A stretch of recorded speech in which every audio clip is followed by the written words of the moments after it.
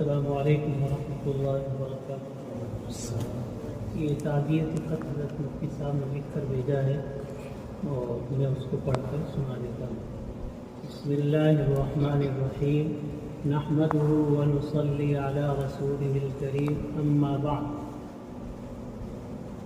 24 April 2024 کی جب صبح نمودار ہوئی تو اسی وقت بر صغیر ہند کے افق پر نصف صدی سے چمکنے والا علم و معرفت کا ایک ستارہ ہمیشہ کے لیے غروب ہو گیا، اور ایوان باطل میں لرزہ پیدا کرنے والی ایک طاقتور ترین آواز ہمیشہ کے لیے خاموش ہو گئی، یعنی ترجمان اہل سنت حضرت مولانا عبدالعلیم فاروقی رحمہ اللہ اس دار فانی سے پوچھ کر گئے، فَإِنَّا لِلَّهِ وَإِنَّا إِلَيْهِ رَاجِعُونَ۔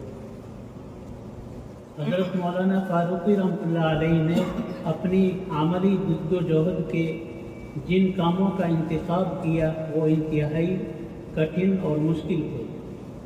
اس راستے میں پھولوں سے استقبال نہیں ہوتا بلکہ خاردار راستوں سے گزرنا ہوتا ہے اور ایک طاقتور مخالفت کا سامنا کرنا پڑتا ہے، اور یہ عقیدے کی محنت کا راستہ ہے۔ انبیاء کرام علیہم والسلام کو جتنی تکلیفوں، ایذا رسانیوں اور مخالفت کا سامنا کرنا پڑا، اس کی وجہ یہی تھی کہ ان کی بعث کا بنیادی مقصد اصلاح عقائد تھا۔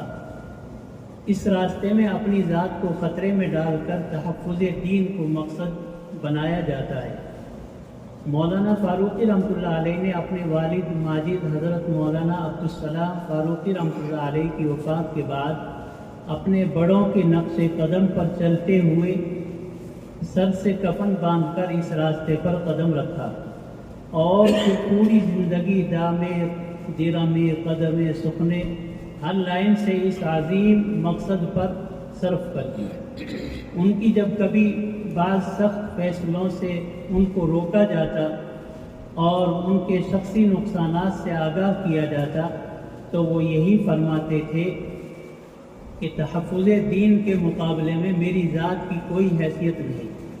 چنانچہ انہیں سخت سے سخت حالات کا سامنا کرنا پڑا، جیلوں کی صعوبتیں برداشت کی، قاتلانہ حملوں سے دوچار ہوئے، اور اہل باطل کی ایسی دشنام راضی اور بدگوئی کا سامنا کرنا پڑا کہ ان کو سن کر کلیجے چھلنی ہو جاتے ہیں، مگر وہ انتہائی صبر اور تحمل کے ساتھ ان حالات کا سامنا کرتے اور انہیں اپنے لیے سرمایہ نجات تصور کرتے۔ ان کی جرأت مندی اور بے باکی کا اندازہ اس بات سے لگایا جا سکتا ہے کہ آج ان کی وفات پر اہل باطل، خاص طور دشمنان صحابہ، خوشیاں منا رہے ہیں اور مٹھائیاں تقسیم کی جا رہی ہیں۔ مولانا مرحوم کی وفات کے حالات بھی انتہائی قابل رشک اور عند اللہ مقبولیت کی دلیل ہے۔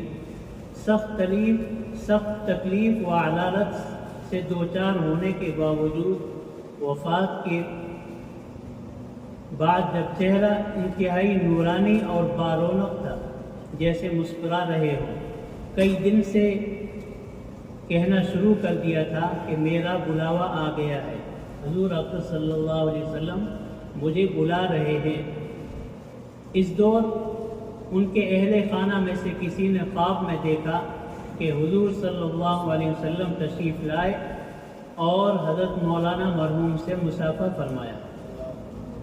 اس کے بعد حضرت ابو بکر صدیق رضی اللہ تعالیٰ عنہ تشریف لائے اور بعد عظیم خواب دیکھنے والے کی آنکھ کھل گئی۔ نماز جنازہ اور تدفین میں شرکت کرنے والوں کا اتنا بڑا ہجوم تھا کہ جو ایک تاریخ بن گیا۔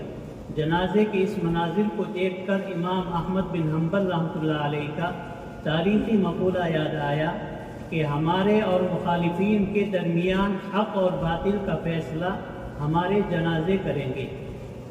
جنازے میں صرف اہل اسلام ہی اشکبار اور غمگین نہیں تھے، بلکہ بہت سے غیر مسلموں اور سرکاری آفیسران کو روتے ہوئے دیکھا گیا، جس سے مولانا مرحوم کی حیات کا انسانی اور اخلاقی پہلو نمایاں ہوتا ہے۔ راقم السطور انتقال کی خبر سن کر دوحہ سے روانہ ہوا تھا اور اللہ تعالیٰ کے فضل و کرم سے آخری دیدار اور تدفین میں شرکت کی سعادت حاصل ہو گئی تھی۔ اور مجھے یہ جان کر بڑی خوشی ہوئی کہ ہمارے قطر کے احباب مولانا مرحوم کے سلسلے میں ایک تعزیتی نشست منعقد کر رہے ہیں۔ اسی میں تحریری شرکت کے لیے انتہائی عجلت میں یہ چند سطور تحریر کر رہا ہوں، اور دل سے دعا گو ہوں کہ اللہ تعالیٰ مولانا مرحوم کی بال بال مغفرت فرمائے، اپنے شایان شان جنت الفردوس میں اعلیٰ مقام عطا فرمائے، نیز اس تعزیتی مجلس کو اپنی بارگاہ میں قبول فرمائے، اور شرکا جب اس مبارک مجلس سے فارغ ہوں تو اپنے اسلاف کو نمونہ بنا کر دین کے لیے مر مٹنے کا جذبہ لے کر اٹھیں۔ یہ دعا ازمن و از جملہ جہاں آمین باد۔ والسلام علیکم ورحمۃ اللہ۔ محمد ارتضاء الحسن رضی کاندلوی، نذیر حال لکھنؤ، مورخہ 27 اپریل 2024۔ جزاکم اللہ خیرا۔ Thanks for watching. Don't forget to like, comment, share and subscribe to Al Wahid channel.